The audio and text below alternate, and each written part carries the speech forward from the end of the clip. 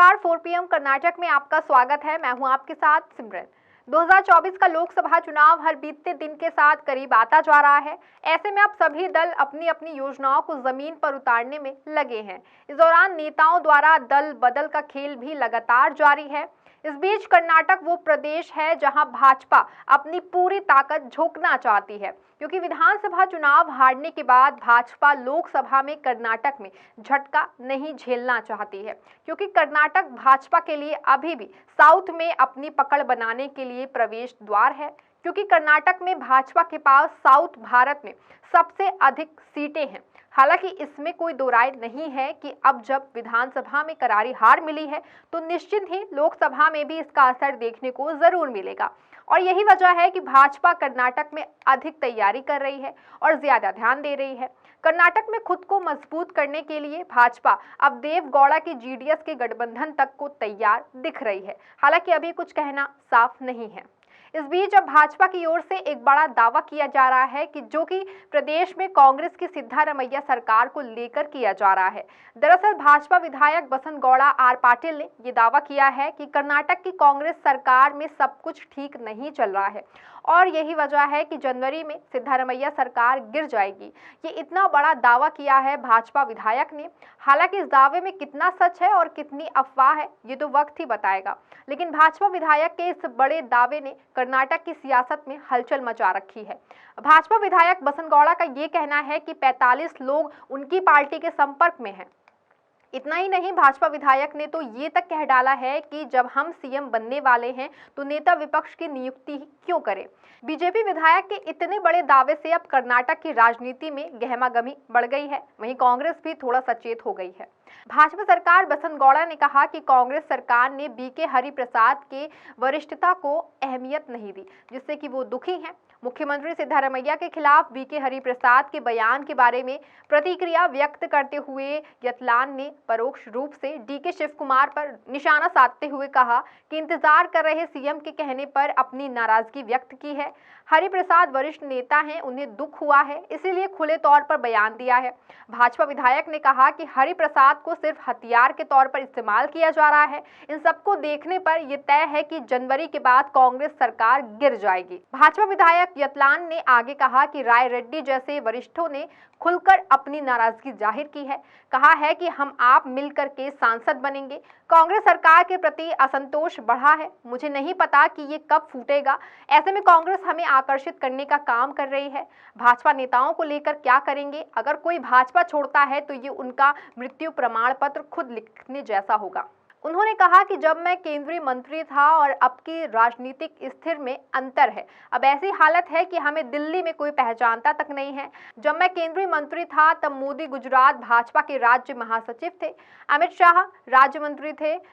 अब हम नीचे आ गए हैं और वो ऊपर चले गए हैं। इसीलिए इतना कुछ कहने के बाद बीजेपी विधायक ने कहा कि बीके हरिप्रसाद ने सिद्धारमैया के बारे में क्या कहा ये उनका आंतरिक मामला है, लेकिन ये सारी घटनाक्रम बता रही है कि जनवरी के बाद ये सरकार नहीं चलेगी। बकौल विधायक 45 लोग हमारे संपर्क में हैं। हम नेता विपक्ष की नियुक्ति को लेकर के चिंता क्यों करें जब हम मुख्यमंत्री ही बनने वाले हैं। यहाँ ये भी बता दें कि कांग्रेस के वरिष्ठ नेता बीके हरिप्रसाद को सिद्धारमैया सरकार की कैबिनेट में जगह नहीं मिली है, जिससे कि बीके हरिप्रसाद नाराज बताए जा रहे हैं।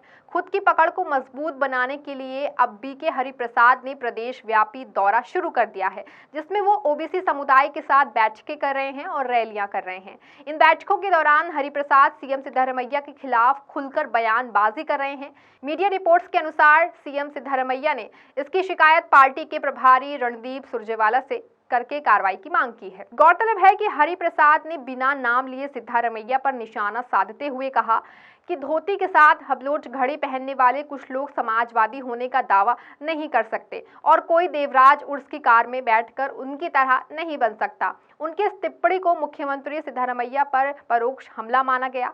हालांकि हरिप्रसाद ने अपने भाषण के दौरान किसी का नाम नहीं लिया था, लेकिन उनकी ओर दिए गए संदर्भों से स्पष्ट था कि उनके निशाने पर सिद्धारमैया थे। सिद्धारमैया 2016 में मुख्यमंत्री रहने के दौरान हीरे जड़ित हबलोट घड़ी को लेकर के विवाद में फंस गए थे। इस पर उन्होंने सफाई दी थी कि घड़ी उन्हें दुबई में रह रहे हृदय रोग विशेषज्ञ डॉक्टर गिरीश चंद्र वर्मा ने बतौर उपहार दी थी। सिद्धारमैया ने कथित तौर पर 70 लाख रुपए कीमत की उक्त घड़ी तत्कालीन विधानसभा अध्यक्ष को सौंप दी थी और उनसे उसे राज्य की संपत्ति बनाने को कहा था। इसके बाद कांग्रेस की अनुशासनात्मक समिति ने पार्टी के अनुशासन का कथित उल्लंघन करने की शिकायत मिलने के बाद वरिष्ठ नेता बीके हरिप्रसाद को कारण बताओ नोटिस जारी करने का फैसला किया था। कर्नाटक विधान परिषद के सदस्य हरिप्रसाद को 10 दिन के अंतर अपने आचरण के बारे में विस्तार से बताने के लिए कहा गया था। समिति के सदस्य तारिक अनवर ने एक विज्ञप्ति में कहा था कि कांग्रेस अध्यक्ष मल्लिकार्जुन खड़गे को विधान परिषद सदस्य और कांग्रेस कार्य समिति में विशेष आमंत्रित सदस्य बीके हरिप्रसाद की ओर से पार्टी का अनुशासन भंग किए जाने की शिकायत मिली थी। उन पर मुख्यमंत्री सिद्धारमैया की सार्वजनिक रूप से आलोचना करने और बीजेपी और वाईएसआर कांग्रेस पार्टी के नेताओं के साथ 9 सितंबर 2023 को बेंगलुरु में पिछड़ा वर्ग सम्मेलन में मंच करने का आरोप है। बीजेपी और वाईएसआर कांग्रेस पार्टी के नेताओं के साथ 9 सितंबर 2023 को बेंगलुरु में पिछड़ा वर्ग सम्मेलन में मंचसाज करने का आरोप है। वैसे ये कोई पहला मौका नहीं था जब हरिप्रसाद ने सिद्धारमैया पर निशाना साधा हो। इससे पहले जुलाई में भी उन्होंने मंत्री और मुख्यमंत्री पदों के संबंध में टिप्पणी की थी, जिसने पार्टी के साथ साथ सिद्धारमैया को असहज कर दिया था। हरिप्रसाद और सिद्धारमैया अन्य पिछड़ा वर्ग से आते हैं। दोनों का संबंध क्रमशः इडिगा और कुरुबा समुदाय से है। वैसे ये कोई पहला मौका नहीं था जब हरिप्रसाद ने सिद्धारमैया पर निशाना साधा हो। इससे पहले जुलाई में भी उन्होंने मंत्री और मुख्यमंत्री पदों के संबंध में टिप्पणी की थी, जिसने पार्टी के साथ साथ सिद्धारमैया को असहज कर दिया था।